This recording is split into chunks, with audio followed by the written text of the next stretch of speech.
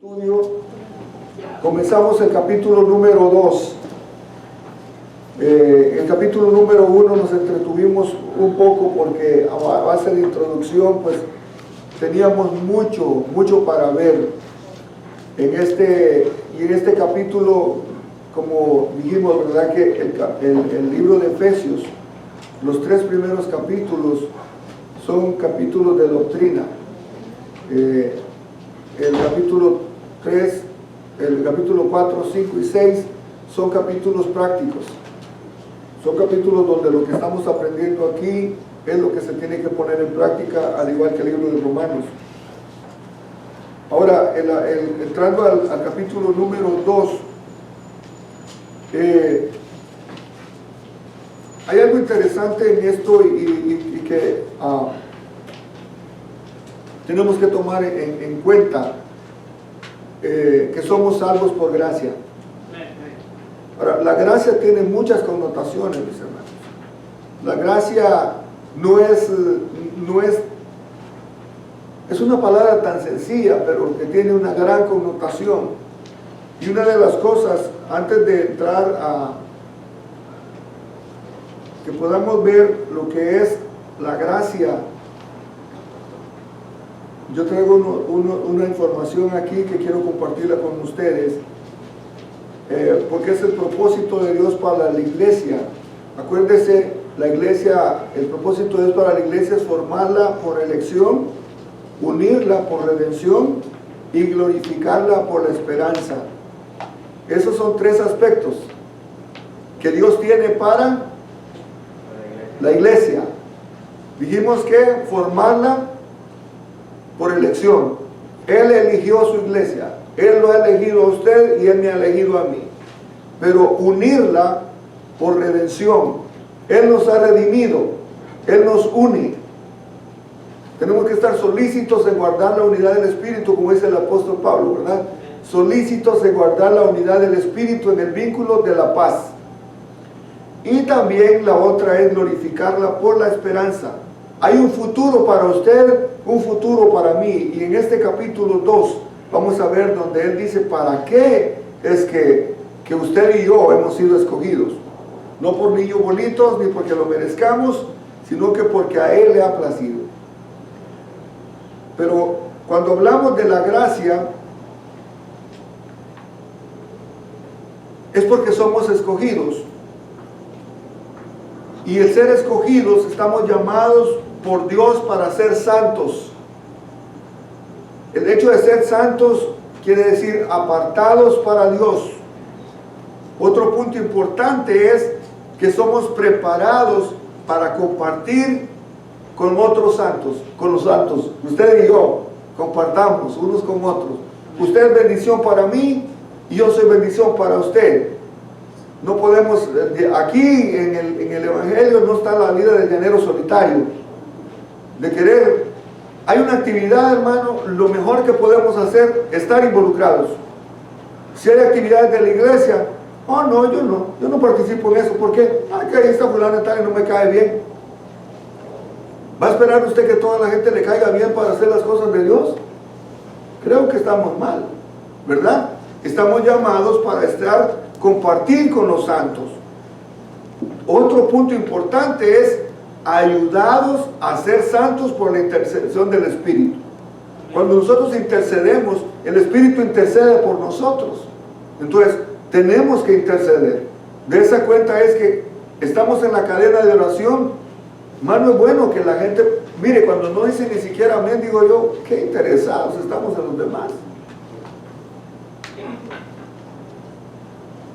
Eso es sencillo. Un amén quiere decir así sea. Si uno ni siquiera eso puedo hacer, a mí me dice mucho. Ahora yo no digo nada, pero lo que el propósito, no estamos haciendo el propósito de Dios entonces, porque somos escogidos como santos. Mientras tanto, estamos arreglándonos para ir a nuestra ciudadanía que está en los cielos, ¿verdad? También tenemos que estar comprometidos a vivir como santos, a vivir separados para Dios. y destinados para compartir la gloria futura de nuestro Señor Jesucristo. Tenemos que estar en la disposición de compartir esto con la gente, porque si nosotros somos salvos, lo primero que tenemos que hacer es buscar gente que necesite esta salvación. Por eso el apóstol Pablo decía que no fuéramos a donde ya fuera predicado el Evangelio, porque no tiene sentido. Tiene sentido una persona que no conozca, una persona que usted sepa que la necesita, vaya y comparta. Ahora, ¿hay relaciones en la santificación? Claro que sí. Está el objetivo, el precio y todo lo que trae la salvación, la regeneración, la justificación. Hay tantas cosas que envuelven. Pero hay algo interesante que, referente de la gracia que Dios nos da, y la tengo hasta aquí abajo, pero sí. En la voluntad de Dios, la gracia es por la voluntad de Dios. Amén. Es por la voluntad de Dios. No es porque yo la merezca, no es por obras, aquí lo vamos a ver. No es, aunque en Efesios 2:10 dice que fuimos criados, ¿verdad? Nada hagamos por contienda, o dice, porque somos hechura suya, somos hechura de Dios. ¿Creados para qué? Para buenas obras. Pero no para salvación, sino que porque es lo que supuestamente tenemos que hacer nosotros como cristianos. Ahora, también la gracia es un designio de su voluntad. Número 3 también es entender cuál es su voluntad. ¿Sabe usted qué es lo más valioso que nosotros tenemos en la vida? No, independientemente de él. Como personas, ¿qué es lo más valioso que usted tiene? La voluntad. No. Lo más valioso que usted tiene es el tiempo. Si usted no aprovecha el tiempo, usted está desperdiciando lo más valioso que Dios nos ha dado. Por eso la Biblia dice que aprovechar bien el tiempo. Un año que usted no haga nada es un año perdido, y qué vergüenza, porque es un año que puede hacer la diferencia para cuando yo no pueda hacer nada. Hay veces que usted puede hacer algo y no lo hace, pero hay veces que usted quiere y no puede. Entonces, aprovechar bien el tiempo es algo que Dios nos va a... Un día tenemos que dar cuenta, ¿qué hiciste con tu tiempo?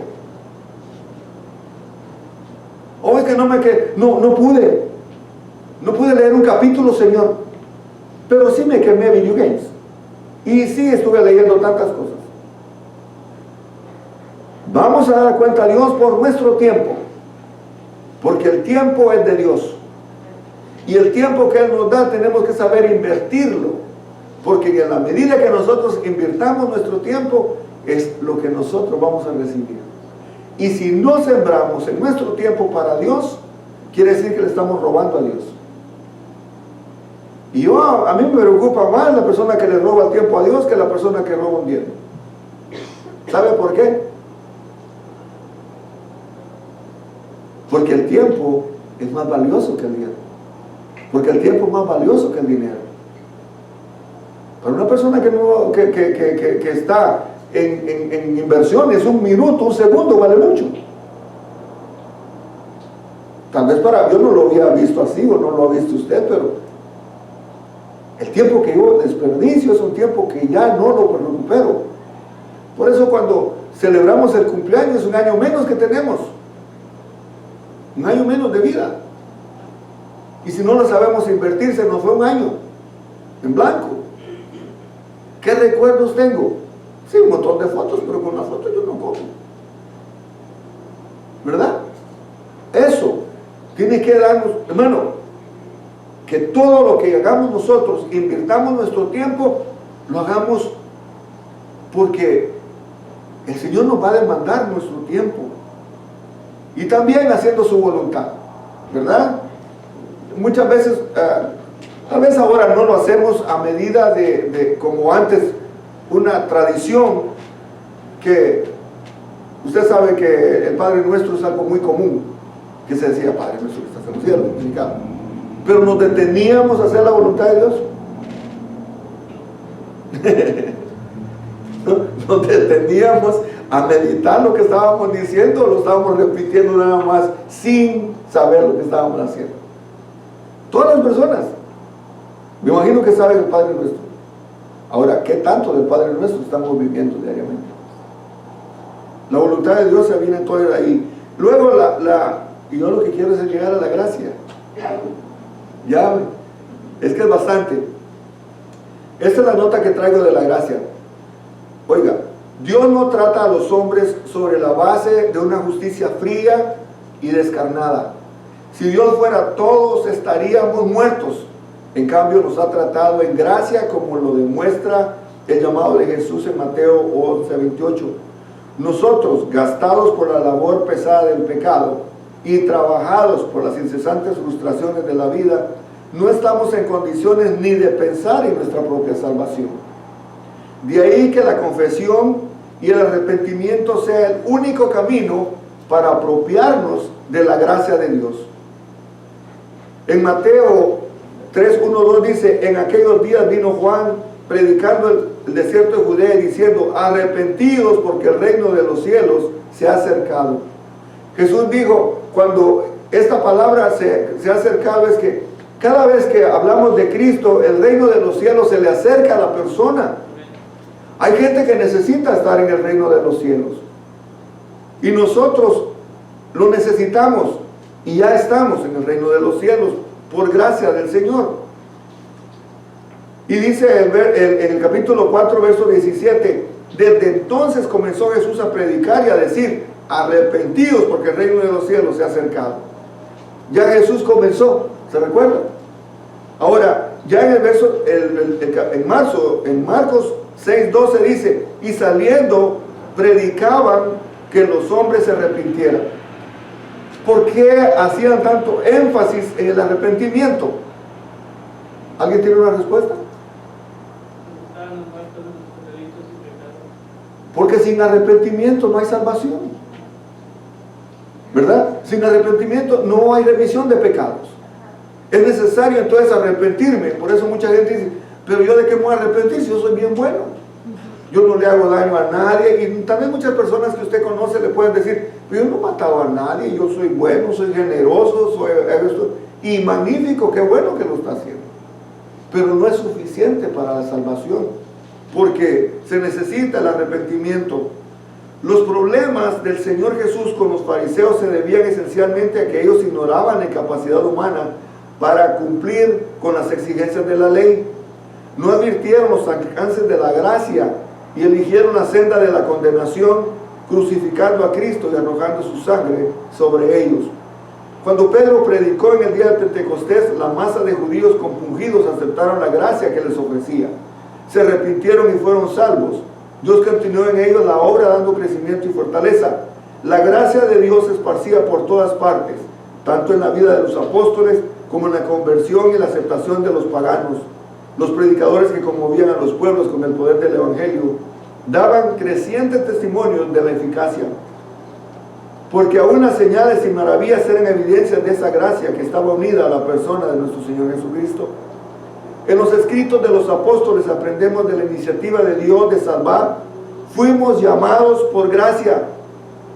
En 2 Timoteo 1:9 dice: quien nos salvó y amó con llamamiento santo, no conforme a nuestras obras, sino según el propósito suyo y la gracia que nos fue dada en Cristo Jesús antes de los tiempos de los siglos. Y en Romanos 5:2 también lo dice: por quien también tenemos entrada por la fe a esta gracia en la cual estamos firmes y nos gloriamos en la esperanza.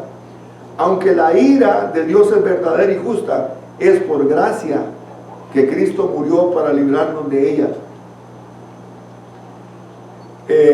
Más de 100 veces Pablo utilizó la palabra cariz, ¿verdad? Hemos hablado de esto.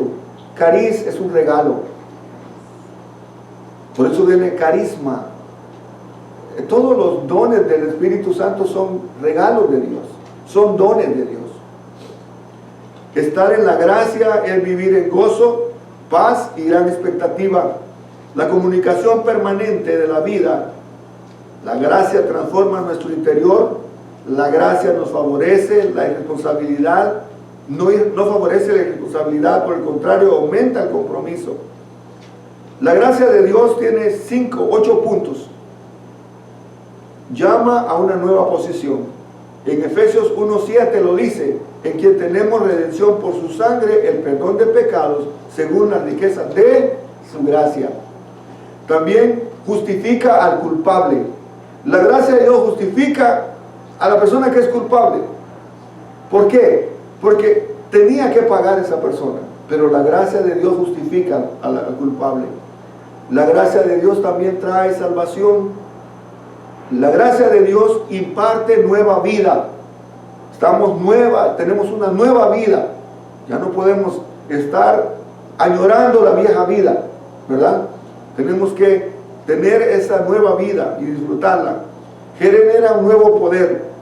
Eso lo podemos ver en Romanos 5:5. Dice: y la esperanza no avergüenza, porque el amor de Dios ha derramado en nuestros corazones por el Espíritu que se nos fue dado. Teniendo el Espíritu Santo, nosotros tenemos poder. ¿Qué es lo que dice la palabra? Y recibiréis poder cuando haya venido sobre vosotros el Espíritu Santo.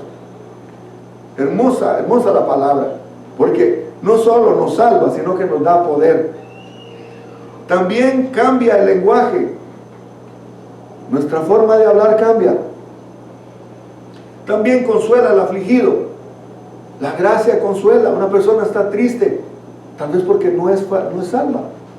Pero ya para nosotros los cristianos, el gozo del Señor es nuestra fortaleza.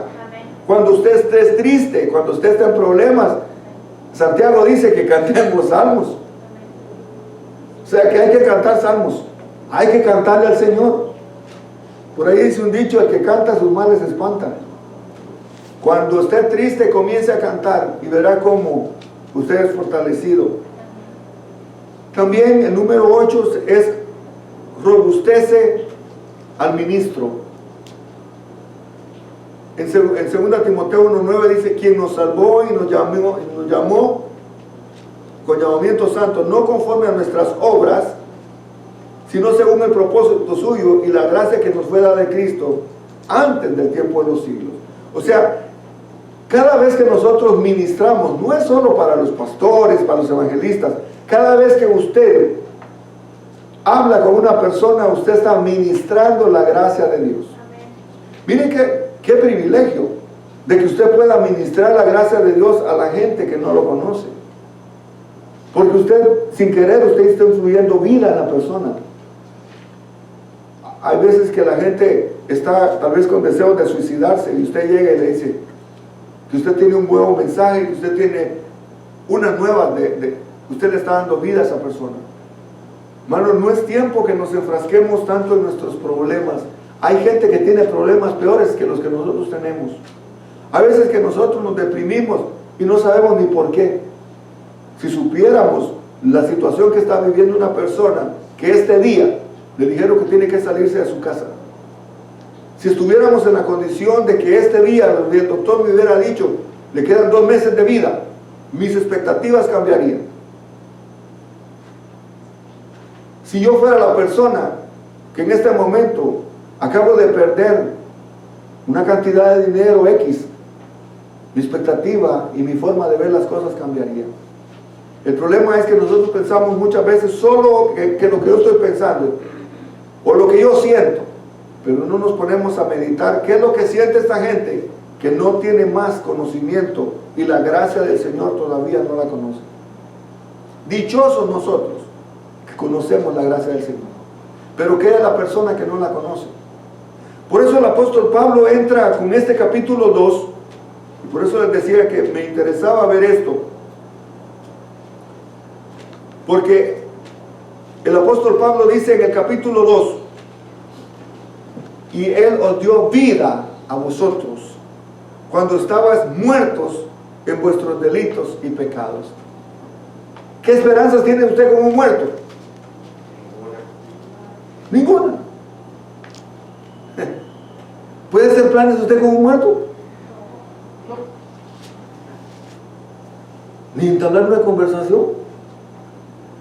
Por eso el apóstol Pablo lo pone de esa manera, dice: y los dio vida a vosotros cuando estaban muertos en vuestros delitos y pecados. En Ezequiel se muestra una visión, ¿verdad? Se muestra la visión de los huesos secos. Ezequiel mira la visión y mira un campo donde hay muchos huesos secos.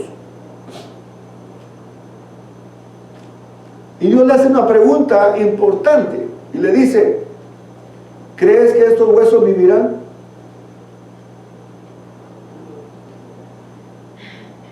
Si Wilmer estuviera viendo esa visión del montón de huesos secos y Dios te dijera: Wilmer, ¿estos huesos van a vivir?, ¿cuál sería tu respuesta?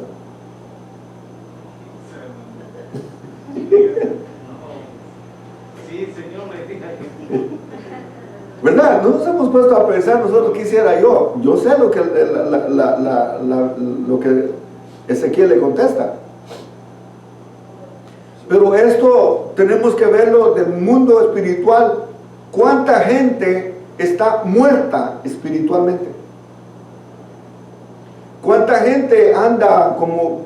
Mire, hermano, es que uno sale a la calle y realmente se encuentra cada cosa.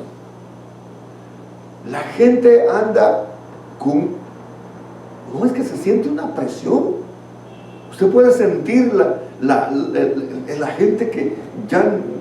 una desesperación, una ansiedad, porque están muertos en delitos y pecados. La misma conciencia no los deja estar tranquilos.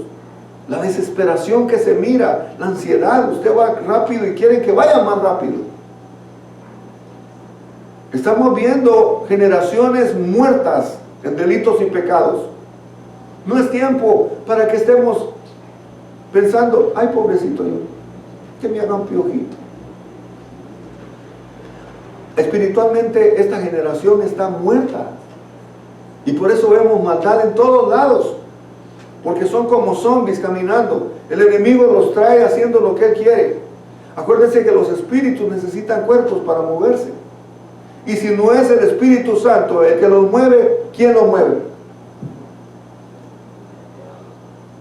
Tal vez nunca se ha puesto a pensar en esto, pero por eso es que hay mucha influencia satánica en todo lado donde vayamos. En las atmósferas se mueven estas cosas, y se mueven en las regiones celestes, como dice el apóstol. Ahora dice: muertos en delitos y pecados. Esa era la condición y la posición en que nosotros estábamos, muertos en delitos y pecados. El verso número 2 dice: en los cuales anduvisteis en otro tiempo, siguiendo la corriente de este mundo, conforme al príncipe de la potestad del aire, el espíritu que ahora opera en los hijos de desobediencia. Se da cuenta que el apóstol Pablo está diciendo que la persona que no está dominada por el Espíritu Santo es el príncipe de este mundo el que lo anda haciendo hacer cosas. Hay mucha gente que anda matando, y cuando la policía los para, ¿qué es lo que dice? Es que no supe qué fue lo que hice. Me arrepiento porque sé que hice mal, hice daño, pero no sé ni por qué lo hice. ¿Cuánta gente está en esa condición? Y está dominado, y está, como dice aquí, conforme al príncipe de la potestad del aire, el espíritu que ahora opera en los hijos de desobediencia. La gente que está desobediente a Dios es la que está dominada por el espíritu de este mundo, el príncipe de este mundo. Ahora, ¿por qué se le llama el príncipe de este mundo? ¿Usted ha escuchado la razón por qué? Bueno, Rafael. Bueno, de hecho, lo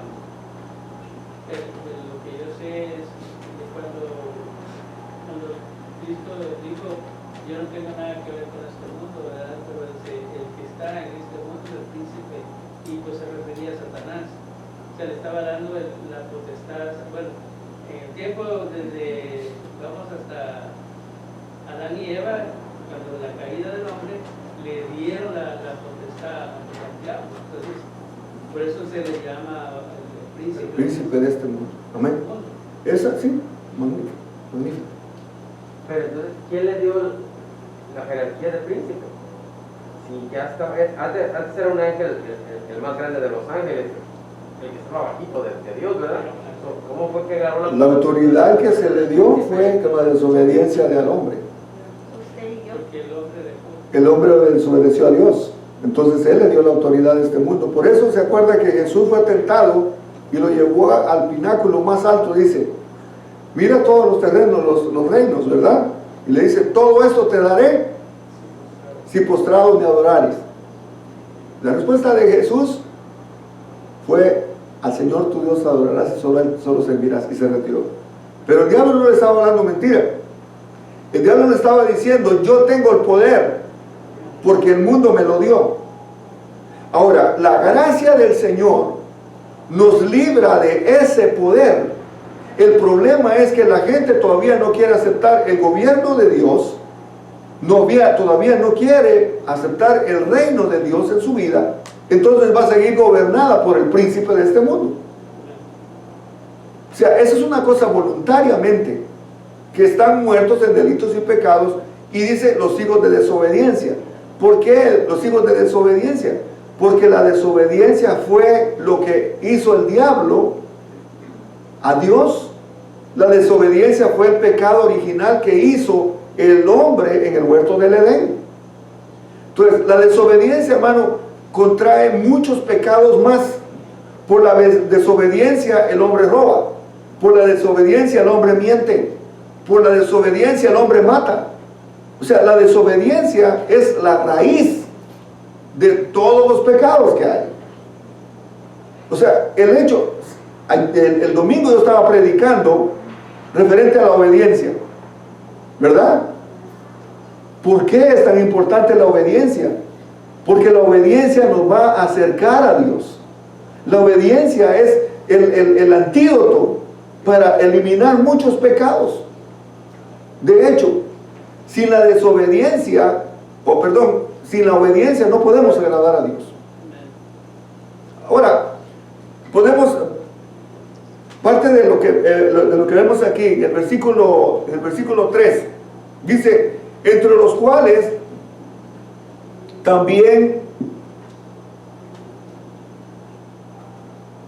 cuales todos nosotros vivimos en otro tiempo en los deseos de nuestra carne, haciendo la voluntad de la carne, y de los pensamientos éramos por naturaleza hijos de ira, lo mismo que los demás. Él está diciéndole a ellos, ¿verdad? No, todos estábamos en esa posición. Y él estaba diciendo, ¿por qué? Porque también él sabía perfectamente de dónde Dios lo sacó. Acuérdense, al apóstol Pablo decía que uno de los más pecadores había sido él. No se estaba justificando, pero está diciendo ya él que anduvimos en otro tiempo. El apóstol Pablo, él decía, yo hice mucho daño, yo fui perseguidor de la iglesia. Y él se consideraba que lo que él tenía era por pura misericordia del Señor. Dice, él se pone como uno de los abortivos en cuestión de los apóstoles, para que se dé cuenta de que Dios no tiene hijos favoritos. Sencillamente usted quiere ser favorito de Dios, obedezca al Señor. En el libro que tenemos dice cuál era nuestra antigua posición. Muertos para Dios. Estábamos muertos para Dios, pero muy vivitos para el diablo, ¿verdad? No había fiesta donde no lo miraran. Qué raro que no fulano de aquí. Él nunca vaya a las fiestas. Tal vez alguien no tuvo esa tentación o esa vida, pero en algún aspecto estuvimos muertos para Dios, pero vivos para el mundo. Antes de la conversión a Cristo, la persona está muerta a causa del poder del pecado sobre su vida. Pero Cristo destruyó el poder del pecado en aquellos que están en Él. Y Él ha libertado de la maldición, de la esclavitud y la muerte. En el capítulo 1, Pablo enfocó la salvación desde el punto de vista de Dios, mostrando cómo Dios nos ha bendecido con toda bendición espiritual en Cristo. En el capítulo 2 enfoca la salvación desde la perspectiva de cada individuo en Cristo. nos muestra lo que fuimos antes de que Dios nos llamara a Cristo, lo que Dios hizo antes por nosotros en Cristo, y lo que ahora somos y lo que tenemos que hacer como resultado de dicha obra. El capítulo 1 nos muestra nuestro pasado, presente y futuro desde la perspectiva del gran plan salvífico de Dios. El capítulo 2 nos muestra el pasado, el presente y el futuro de las personas que son salvas en Cristo. Ya usted y yo somos salvos. No estamos bajo la condenación ni del pecado ni la muerte. Estamos libres para hacer lo bueno. Y eso es lo que mucha gente pierde. Porque dice, yo puedo hacer lo que me da la gana. Pues yo soy libre. ¿Somos libres para qué? Para hacer lo bueno. Porque antes estábamos esclavos del pecado. Aunque quisiéramos hacer lo bueno, no podíamos. El príncipe del poder del aire. En 2 Corintios 3:14, si alguien lo puede leer, por favor, nos vamos a detener ahí.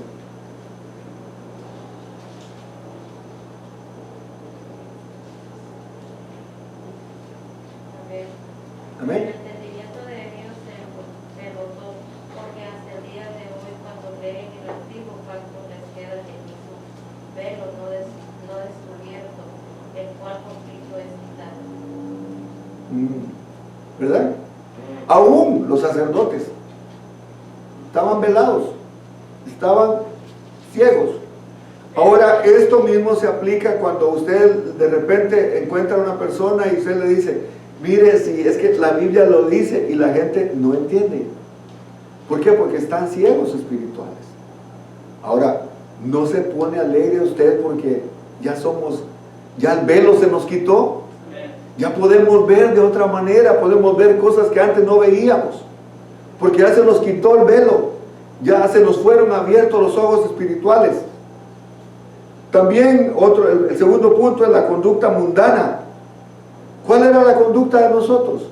Por eso no critiquemos a la gente como anda haciendo, porque ellos están haciendo lo único que saben. Pero el apóstol Pablo nos dice que así anduvimos nosotros también. No está diciendo, ahora que ustedes ya son así, no se junte con ellos. Dice que nosotros éramos así. Y esa gente también necesita conocer la gracia de Dios. El cristiano ha muerto a la tremenda esclavitud de ceder a los deseos de la carne y a la mente. Y por eso, cuando vamos a Gálatas capítulo 5, ¿verdad que dice? Y manifiestas son las obras de la carne. Y la lista es grandísima. Pleitos, enemistades, chismes, contiendas, borracheras, orgías, lujuria, todos los pecados son fruto de la carne. Y el que no está gobernado por el Dios, esos son lo que lo gobiernan. O sea, no es nada de extrañar que una persona que no esté gobernada por Dios esté haciendo cualquiera de las cosas que la carne nos manda a hacer. Ha acontecido ahora un cambio de naturaleza al momento de ser salvo. Al momento de la salvación, en Gálatas 5:16, 25, si alguien lo puede leer.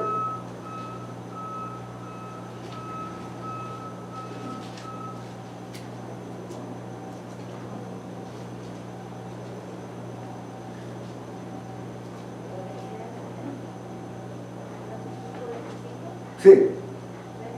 Si vivimos por el Espíritu, andemos también por el Espíritu.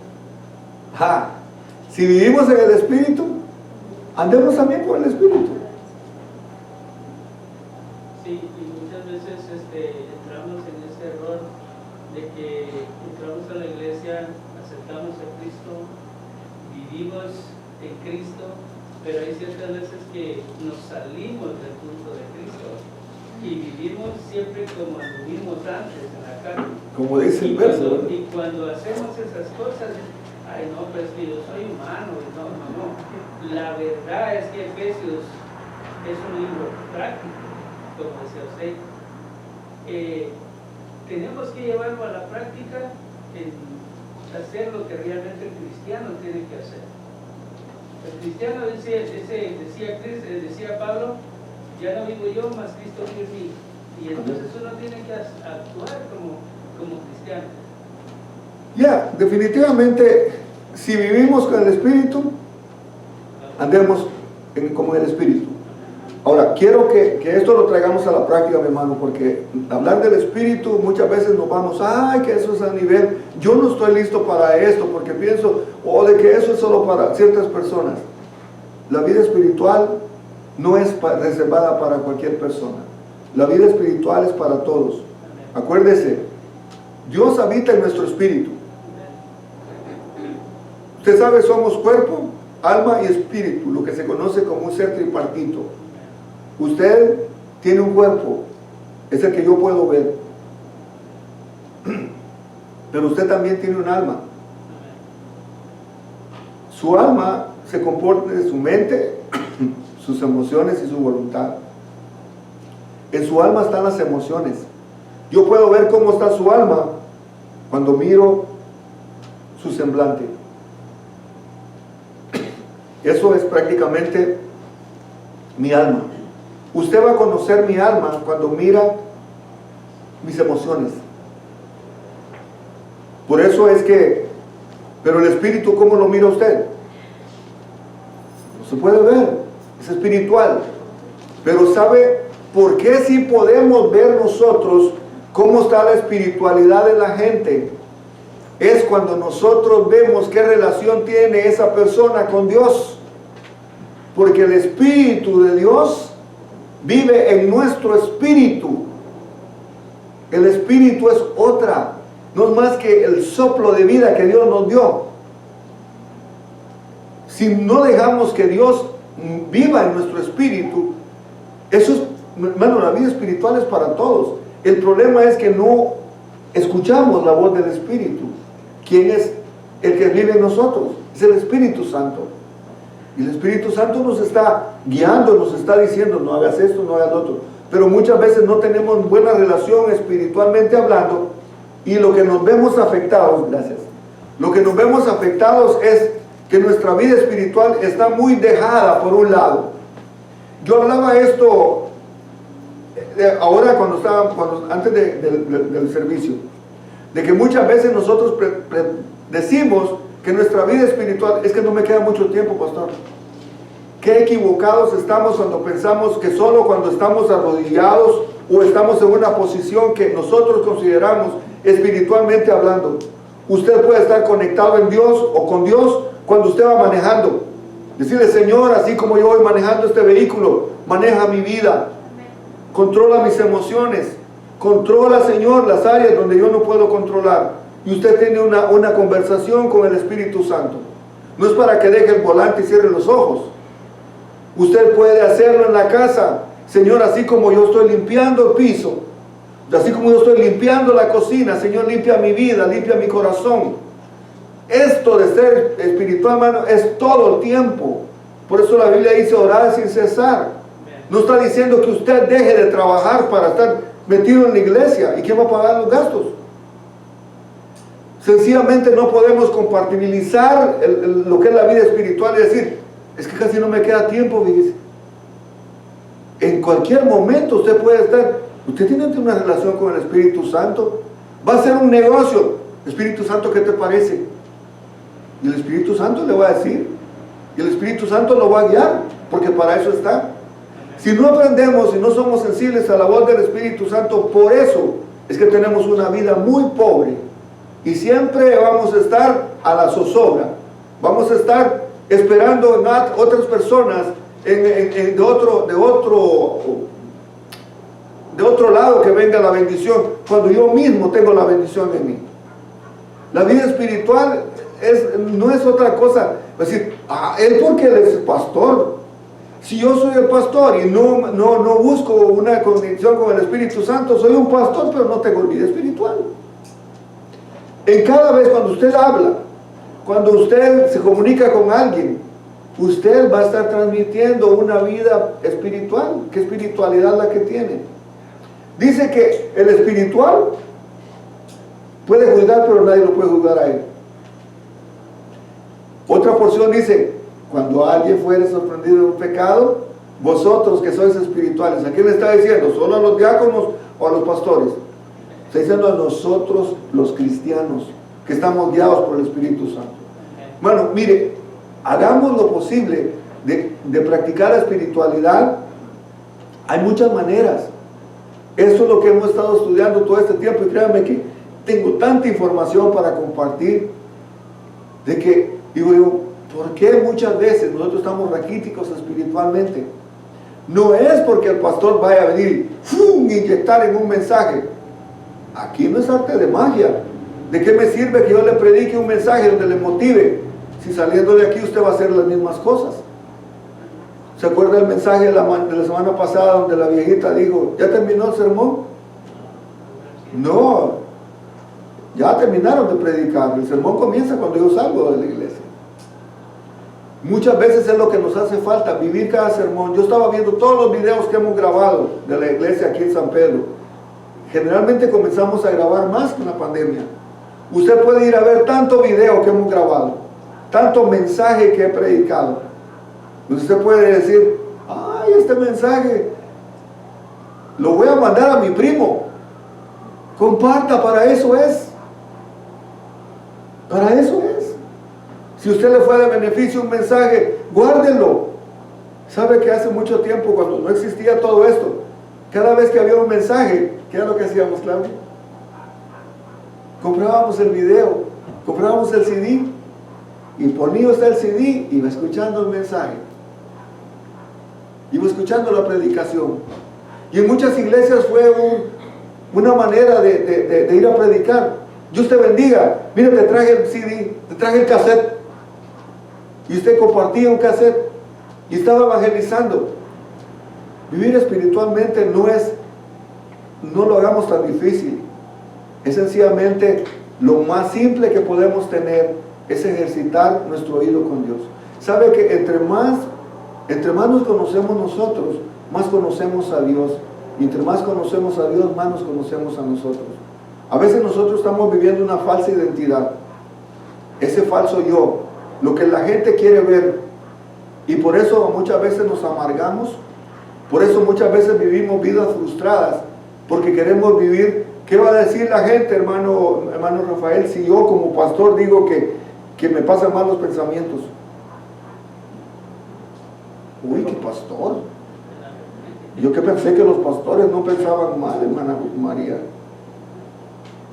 ¿A quién queremos engañar? Muchas veces no podemos vivir con máscaras. Tenemos que ser genuinos ante Dios. El hecho de que a mí me miren más que a ustedes no quiere decir que yo esté más. Es todo lo que Dios nos está viendo a todos. Ese canto de Jesús Adrián Romero, ¿le ha puesto atención a usted? O tal vez solo lo he repetido como el perico, pero dice, en la intimidad, cuando nadie me ve. Eso está de pensarlo. En esos momentos, ¿qué es lo que estamos haciendo? Por eso, ahora ya nuestra naturaleza es diferente. Ya no estamos atados a eso.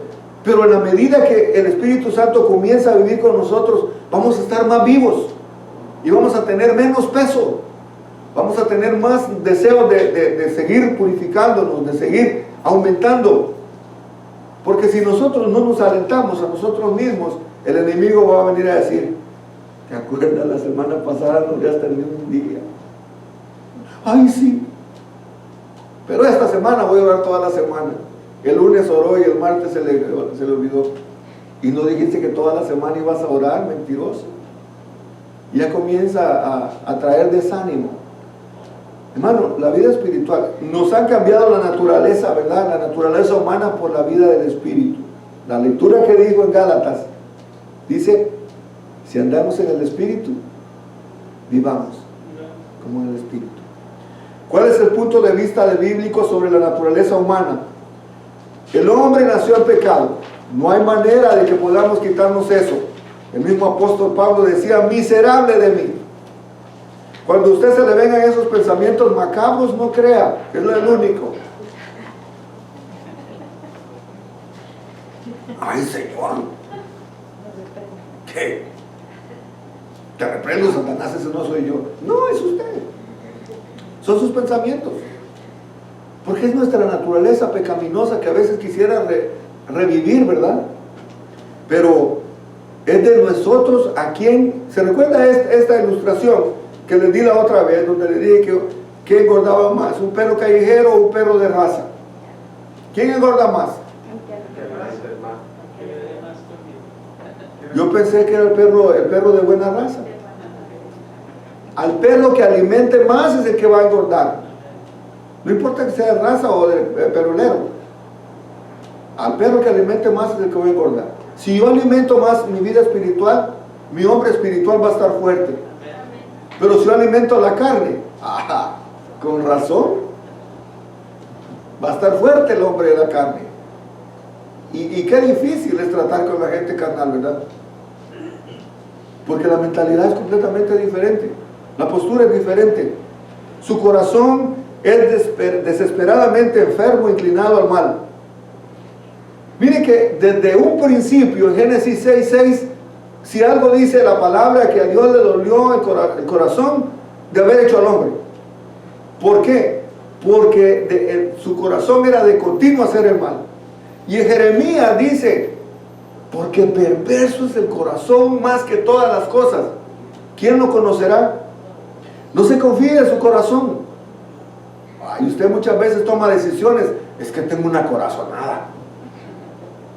Pídale dirección al Espíritu Santo, porque las corazonadas es muy posible que le salgan mal. Porque el corazón es engañoso más que todas las cosas. No haga decisiones con su corazón. Haga sus decisiones pensando y diciendo al Señor, pon en mí tu pensar. Pon en mí tus pensamientos. Y le apuesto y le aseguro que Dios le va a dar la respuesta que necesita. Porque Él tiene la respuesta para usted. Ahora, ya entrando, por si solo escoge lo malo y es egoísta, un pecador no puede hacer ningún movimiento en dirección a Dios sin que Dios lo acerque a sí mismo. El pecado esclaviza, en vez de volvernos a Dios, huimos de él. ¿Qué fue lo que hizo Adán cuando pecó? Se escondió. Adán, ¿dónde estás? ¿Dónde estás, Angel? Señor, es que te fallé, me escondí. Todo de alguna manera, y fíjense que es la naturaleza humana. Cuando hacemos algo nos escondemos.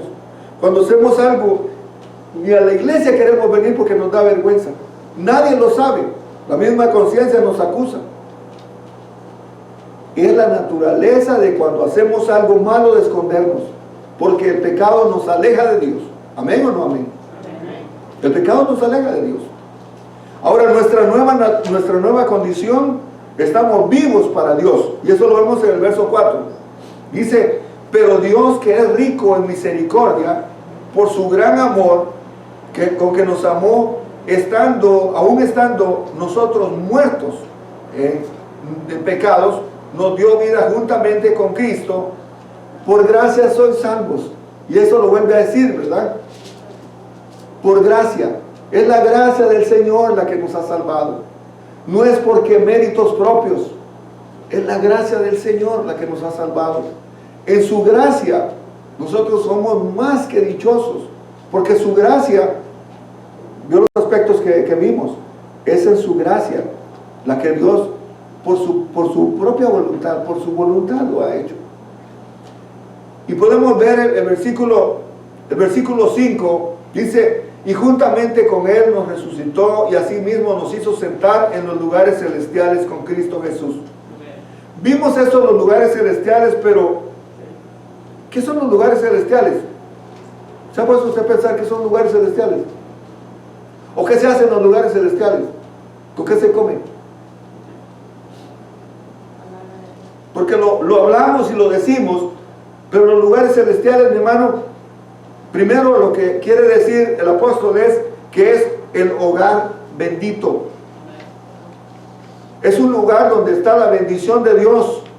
Es un lugar celestial. Usted puede convertir un lugar celestial, el área donde usted en su casa ora, en su casa donde medita la palabra, es un lugar celestial.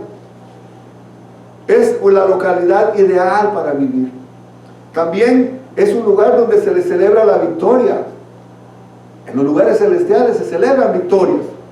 Cuando usted gana una batalla, se celebra espiritualmente. Cuando usted trae un pecador y el pecador se arrepiente, dice que hay fiesta. ¿En dónde? En los cielos. Mire que tan fuerte es que hay fiesta cuando un pecador se arrepiente en los lugares celestiales. También, número 2, es el asiento del honor. ¿Por qué? Porque en el verso 6 dice, y juntamente nos sentó, juntamente con él nos resucitó y salvó, asimismo sentar en los lugares celestiales con Cristo Jesús. ¿Con quién está sentado usted? Con Cristo Jesús. Si usted no está sentado con Jesús, usted está sentado con el diablo. Y ahí está fea la cosa, ¿verdad? Porque no nos gusta que nos digan, pero si no nos sentamos con Cristo Jesús, entonces estamos sentados con el otro. ¿Cuál es el espacio desde donde se observan los movimientos? Usted sabe que en las alturas se ven mejor las cosas. No es la misma perspectiva que usted tiene estando en el valle que usted está en la montaña.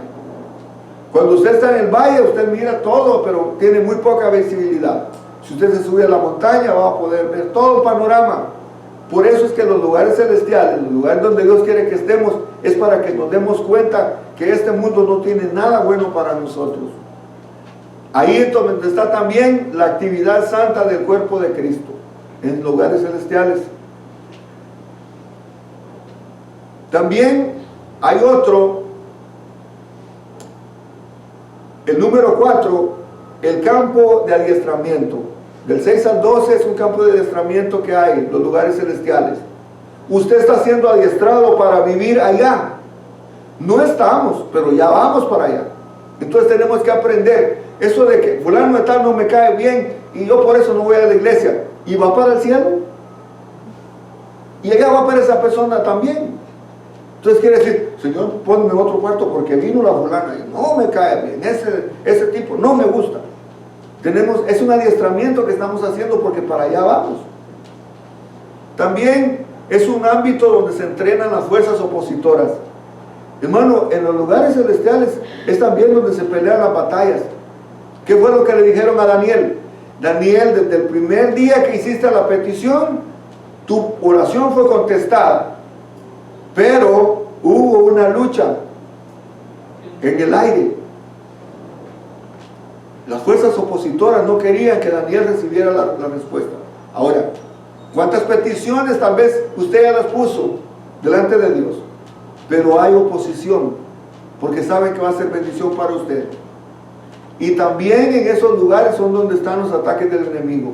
El apóstol Pablo decía, porque esto lo vamos a ver ya en el capítulo 6, donde dice que son las fuerzas espirituales. Porque no tenemos lucha contra carne y sangre, sino que contra principados, contra gobernadores que operan en las regiones celestes. Todo lugar, hermano, está bajo la influencia del diablo y tiene gobernadores asignados. Y usted lo puede oler, lo puede palpar. ¿Qué es lo que, a qué ese barrio está destinado? Usted puede entrar a un barrio y usted va a ver. Si usted abre sus ojos espirituales, usted va a decir, Señor, aquí se huele a marihuana. No tanto porque estén fumando, sino que por la influencia que tiene el diablo. Aquí huele a pobreza, aquí huele a esto, huele a otro. Usted lo va a poder ver si tan solo le da la oportunidad al mundo espiritual de que sabe que hay guerra espiritual por este lugar. ¿Por qué la iglesia no crece? Porque espiritualmente hay guerra contra la iglesia. Mientras yo estoy predicando, hay quien está maldiciendo. Gente que pasa, satánicos que pasan, orando para que la iglesia cierre. Hermano, es responsabilidad mía orar, pero también es responsabilidad de usted orar por la iglesia y por mí. Yo no digo que si me voy la iglesia se cierra, si le venga a otro pastor mejor, pero el ataque del enemigo es al pastor, a los líderes. Por eso el apóstol Pablo, hablamos la semana pasada, ¿verdad? Que oráramos por los que están bien, hermano Rafael, porque a la gente que está bien el diablo le va a hacer la guerra. Entonces el apóstol Pablo decía, oro por ustedes porque sé que han estado haciendo bien las cosas. Así que esos lugares celestiales, ¿verdad?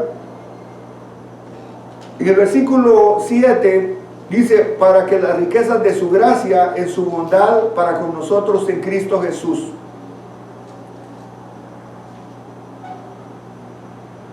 Las abundantes riquezas. Es que no nos podemos imaginar qué tantas riquezas hay en el mundo espiritual. Tal vez un vislumbre nada más que el apóstol Pablo vio cuando dice que si es en el cuerpo, yo no lo sé, dice el apóstol Pablo, ¿verdad? Pero dice cosas que ojo no vio ni oído yo, son las que están reservadas para usted y para mí. Mire, un vislumbre para que se dé cuenta. Cuando estuvo en el monte de la transfiguración los discípulos con Jesús, era tan hermoso que se sentía que se quedaron extasiados y decir: Señor, no nos vayamos, quedémonos aquí. Si con esa mentalidad viéramos el mundo espiritual, estaríamos siempre ansiosos de estar ahí y no salirnos. Yo no me puedo imaginar cuántas son las riquezas espirituales que están preparadas para usted y para mí, pero están preparadas de su gracia, en su bondad para nosotros en Cristo Jesús. Y luego el verso muy famoso, ¿verdad? Que dice: porque por gracia sois salvos por medio de la fe, y esto no es de vosotros, sino es un don de Dios. Porque por gracia sois salvos. ¿Por medio de qué? De la fe. Y esto no es de vosotros, sino es un don de Dios. Aún la fe que usted tiene, Dios se la dio. Usted no es dueño de esa fe. Es Dios que le dio la fe. O sea, no somos dueños de nada. La misericordia y la gracia del Señor nos ha dado todas estas bendiciones, mi hermano. Y ese versículo es uno de los más famosos que usted ha escuchado tal vez en la Biblia. Porque por gracia sois salvos por medio de la fe, y esto no de vosotros, es un regalo de Dios. Hermano, la gracia, si pudiéramos entender lo que la gracia significa, cuidaríamos mucho nuestra vida. Y el verso 9 dice: no por obras para que nadie se gloríe, como diciendo: ¿de qué te jactas? Muy bueno. Te jactas de que haces buenas obras, de que tienes orfanatorios, de que das dinero a los pobres. No es por obras para que nadie se gloríe, porque la gracia del Señor no la podemos comprar. No hay precio que pueda pagar la gracia de Dios. No hay un precio. El verso 10 dice: porque somos hechura suya, creados en Cristo Jesús para buenas obras, las cuales Dios preparó de antemano para que anduviésemos por ellas. ¿Lo puede decir usted de memoria? A ver, invierta en su memoria. Dice: porque somos hechura suya, criados en Cristo Jesús para buenas obras, las cuales Él preparó de antemano para que anduviésemos por ellas, sin trampa, sin estar viendo. Hermano, tenemos que memorizar la palabra. ¿Sabe usted que por eso es que muchas veces nosotros no memorizamos, porque no nos proponemos a memorizar? En lugares donde ha habido persecución, sabe que a una gente se le decía: usted se memoriza el libro de Santiago, usted se memoriza el libro de 2 Tesalonicenses, usted se memoriza el libro de Gálatas, porque no podían tener la Biblia. Cada vez que se reunían te decían: llegó el hermano Santiago, porque él sabía el libro de Santiago. No me la estoy inventando, usted vaya a la historia y se va a dar cuenta que es cierto. Hay una historia también de cuando fue los comunistas en China, que quemaron todas las Biblias y todo eso, y entonces el gobierno nada más agarró una Biblia y la clavó a un poste y la amarró con cadenas, y hacían colas para ir a leer la Biblia.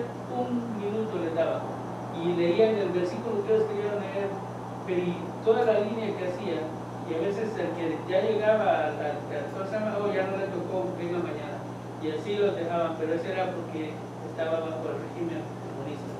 Ahora se da cuenta qué privilegios nosotros tenemos y no lo aprendemos. Porque por gracia somos salvos por medio de la fe, y esto no es de vosotros, pues es don de Dios. Hasta porque es el pastor, no. Sepamos la palabra para que nosotros, en el momento que venga que podamos compartir con alguien, la palabra está en la punta de la lengua. Y no se preocupe de los versos, y le digo el texto, nada, porque antes no se escribió así. Si usted sabe la palabra, en el momento va a venir la palabra a usted. Lea la palabra. Lea la palabra, practique fortalezca su vida espiritual. ¿Para qué la hizo el Señor? ¿Por qué nos hizo hechura y semejanza? Para las buenas obras, para que hagamos buenas obras. Y Él dice que las hizo para que andemos en ellas. O sea, no es de extrañar entonces que una persona que está hecha a la imagen de Dios está haciendo buenas obras, pero no para salvación, sino que eso dicen cuál es mi relación con Dios. Creo que lo vamos a ir dejando por aquí, pero usted puede seguir leyendo en su libro, donde dice en Romanos, ¿verdad? Aun cuando fuimos sus enemigos, Dios nos amó. Su regalo de gracia, favor inmerecido de Dios hacia nosotros es lo que nos salva. Pero la gracia es más que el favor de Dios para traernos salvación. También es su poder para transformarnos, dando su poder y glorificarnos en Cristo. Ya nos ha glorificado y nos ve a su diestra a través de su Hijo. Jamás estamos en... ¿Perdón? Ya nos ha glorificado y nos ve a su diestra porque estamos en Cristo. Pues ha puesto a los que están en Cristo en lugar especial con Cristo, como coherederos con Él. Usted es coheredero. ¿Cómo se siente usted si alguien le da la herencia y le dice, pero también juntamente con Él también usted hereda? Yo no he recibido herencia, pero me imagino que va a ser bonito, ¿verdad? Que a usted le den algo, que usted le hereden algo. Somos herederos y coherederos con Cristo. Así como suena de interesante la razón por la que Dios nos ha salvado y nos ha hecho coherederos, es para que Cristo nos pueda mostrar las excelentes riquezas de su gracia en los siglos venideros. Dios desea dar muy generosamente de su amor y benevolencia a todos sus hijos. Aunque Dios nos salva, cada uno de nosotros tenemos la responsabilidad de poner nuestra fe en Jesucristo. La gracia viene a través de la fe. Dios nos acerca a sí mismo, pero tenemos que responder a dicho llamado por la fe. Las obras de Dios son creer en su Hijo. Nuestras obras nos acercan a Dios. Sin embargo, cada uno de sus hijos somos su obra y Él se puede gloriar en nosotros. La razón por la cual los que están en Cristo fuimos creados para hacer buenas obras para Dios, pero es Dios el que nos ha preparado primero para esas obras.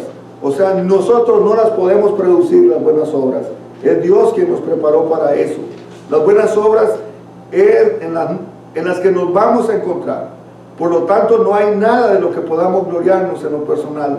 La palabra griega usada para la obra es piema, que traducido es literalmente en español un poema.